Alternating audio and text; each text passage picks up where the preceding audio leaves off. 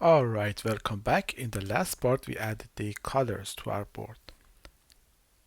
In this video we're going to add the rows.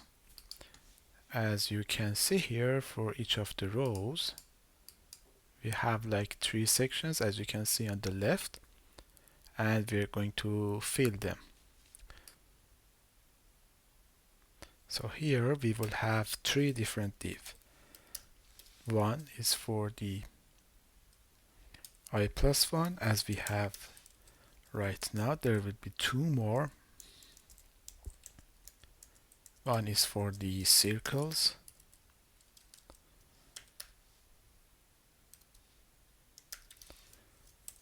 which will be here, and then there will be one for the like hints that will go here. So let me go and add them here. So these are the hints. So if I say, for example, circles here and hints here, then I go back, I can see the circles and hints showing here. So I would go, and instead of saying circles, I will provide some circle here. And I will do this so that it's being added automatically. The same shall go here. And you can't see anything because these circles have no class and these colors are undefined, which we are going to fix.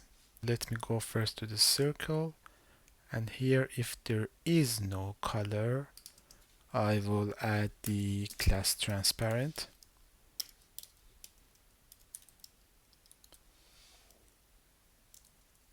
Parent. And if I go to the like app.css where we define the transparent, it should take a color. Okay, if I go back now, you can see that they are transparent and in place, but I need to define the items here and here, right?